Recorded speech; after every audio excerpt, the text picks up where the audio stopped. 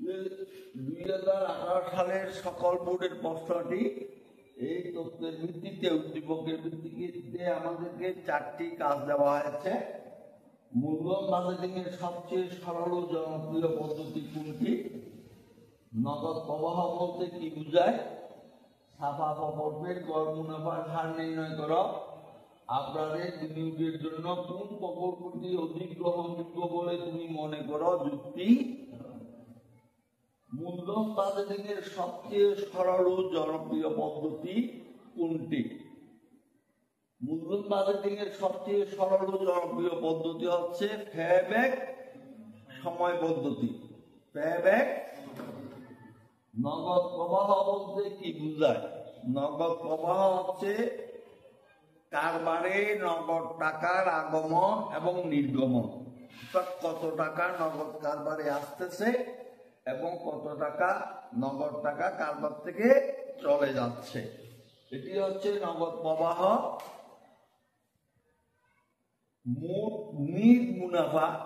NEET মুনাফা সাথে অবশ্যই যোগ করলে নগদ আন্তঃপ্রবাহ পাওয়া যায়। আর কারবার থেকে যে ব্যয় হয়, কারবারে পরিচালনা করতে যে ব্যয় হয় সেটা হবে নগদ বহি প্রবাহ। নগদ প্রবাহ দুই প্রকার, নগদ আন্তঃপ্রবাহ আর নগদ বহি প্রবাহ। নিট মুনাফার সাথে অবশ্যই যোগ করে পাওয়া যাবে নগদ আন্তঃপ্রবাহ। আর কারবার পরিচালনার জন্য যে ব্যয়টা হবে সেটি হবে নগদ বহি প্রবাহ। দুইটা প্রশ্নের উত্তর গেছে। এবং চাপা প্রকল্পের গড় মুনাফার হার নির্ণয় করতে বলছে নাকি? এখন গড় মুনাফার হার নির্ণয় করতে আমাকে লাগে কি? গড় নিট মুনাফা লাগে, গড় বিনিয়োগ লাগে। এখানে কিন্তু গড় নিট মুনাফাও দেওয়া হয় নাই। আমাকে আগে এখানে চাপা প্রকল্পের কি বের করতে হবে? নিট মুনাফা বের করতে হবে। নিট মুনাফা বের করার পর ওইখান থেকে বের করতে হবে গড় নিট মুনাফা। তা আগে আমি নিট মুনাফা বের করি। নিট মুনাফা নির্ণয়। নিট মুনাফা নির্ণয় বছর কয়টা দিচ্ছে? 3টা। বিবরণ বছর 1, বছর 2, বছর 3। বিবরণ টাকা বছর 1 টাকা, বছর 2 টাকা, বছর 3। এবার আমার বিবরণগুলো আমি লিখি। বিক্রয় প্রথম বছর বিক্রয় হচ্ছে 2 লক্ষ টাকা। দ্বিতীয় বছরের বিক্রয় হচ্ছে 2,50,000 টাকা। তৃতীয় বছরের বিক্রয় হচ্ছে 1,50,000 টাকা। ঠিক আছে? এটার থেকে বাদ দিতে হবে কি? চলতি খরচ মাইনাস চলতি খরচ। এটা কি বলা হয়েছে? বিক্রয়ের 40%। বিক্রয়ের 40%। তাহলে এখন দেখো 2 লক্ষ টাকার 40% কত হয়? 80,000 টাকা। কত হয়? আর 2,50,000 টাকা। 2,50,000 টাকা 40% 1 লক্ষ টাকা হবে। কত হবে? 1 লক্ষ টাকা। আর 1,50,000 টাকা 40%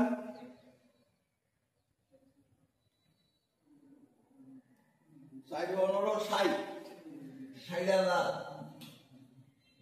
গেছে। এবার আমার করতে হবে কি? স্থায়ী খরচ মাইনাস স্থায়ী স্থায়ী খরচ দেওয়া আছে 50,000, 50,000, 50,000, 50,000। তাহলে এবার অবচয় মাইনাস অবচয়, অবচয় কত করি? 20,000, 20,000, 20,000। এখন আমি এই বিক্রয় থেকে 3 বছরের বিক্রয় থেকে চলতি খরচ, স্থায়ী খরচ, অবশ্যই বাদ দিলে যেটি পাবো সেটি হবে কর পূর্ববর্তী মুনাফা বা মূল মুনাফা। কর পূর্ববর্তী মুনাফা বাদ দিলে কত হয়? এইখানে 1,80,000, 20, 1,50,000 পেলে 50,000। এটাতে কত দেয়? 2,50,000 থেকে 1,70,000 গেলে 80,000। ঠিক আছে, কথা বলে না। তারপর 60,000 থেকে 50,000 1,10,000, 1,10,000 আর 20 1,30,000, 1,50,000 থেকে 1,30,000 গেলে 20,000। এবার এখান থেকে আমি কর হার বাদ দিব। কি বাদ দিব? কর হার বা কর হার কয় পার্সেন্ট বলছে? 30%। তাই 50,000 30%, 50 তে 3 ভাঙা 15,000, 80,000 30%, 3 আড়া 24,000। তারপরে 20,000 30%, 3 দুগুণ 6,000। এখন এই কর হার বাদ দিয়ে আমি যেটি ভাবো, কর হার বাদ দিয়ে আমি যেটি ভাবো সেটি হচ্ছে নিট মুনাফা, কর পরবর্তী মুনাফা। আপনি নিট মুনাফা, নিট মুনাফা। তাইলে 50,000 থেকে 15,000 বাদ দিলে 35,000। 80,000 থেকে 24,000 গেলে 56,000। 20,000 থেকে 6,000 গেলে 14,000। এই আমার নিট মুনাফা আমি পেয়েছি। আমাকে গড় মুনাফা বের করতে হবে নাকি? গড় মুনাফা নির্ণয়ের সূত্র কি? আমরা জানি গড় মুনাফার হার সমান গড় নিট মুনাফা ডিভাইডেড বাই গড় বিনিয়োগ গুণ 100। এটা হলো গড় মুনাফা। আমরা জানি গড় মুনাফার হার সমান গড় নিট মুনাফা ডিভাইডেড বাই 100। গড় নিট মুনাফা ডিভাইডেড বাই গড় বিনিয়োগ ইনটু 100। তাহলে গড় নিট আমি বের করেছি, এটা হলো নিট মুনাফা। আমি যেটা বের করেছি এটা কি? তাহলে আমাকে এখন গড় নিট মুনাফা বের করতে হবে।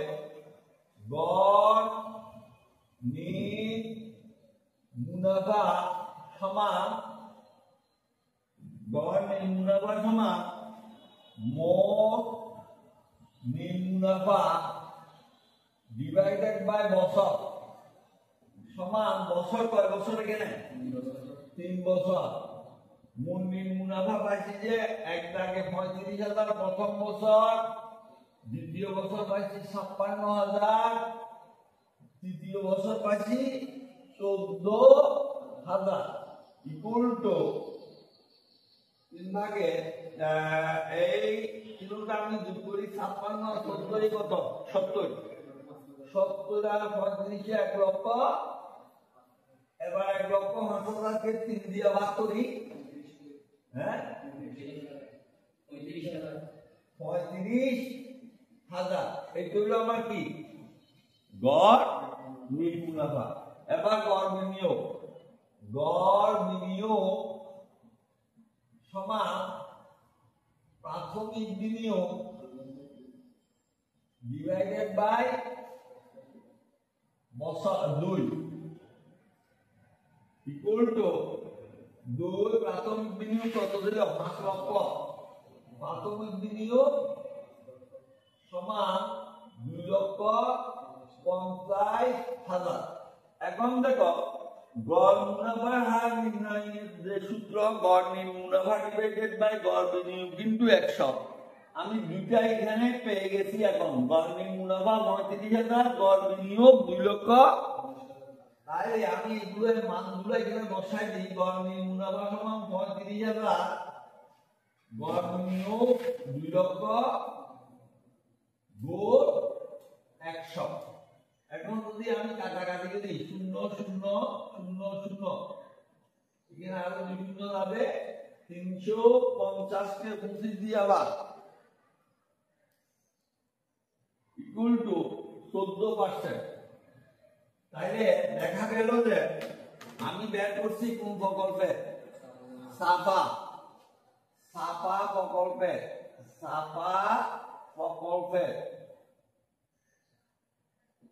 প্রকল্পের মুনাফা উত্তর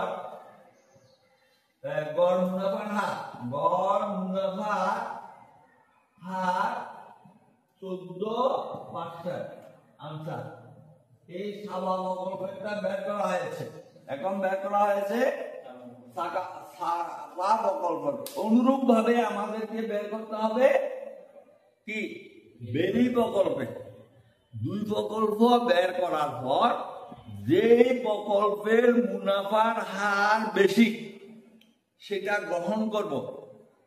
এখানে একটা কথা আছে, আমাকে যে বিনিয়োগের জন্য কোন প্রকল্পটি অধিক গ্রহণযোগ্য বলে মনে করি এটা বলতে নির্ণয় করতে বলছে। আমরা গড় মুনাফার হার নির্ণয় করি, আবার ফ্যাবেকও নির্ণয় করি। তাহলে এইখানে কি করব, এখানে দুটোটা গড় মুনাফার হার নির্ণয় করব। কেন এখানে ওই যে ফ্যাবেক বলা হয় নাই,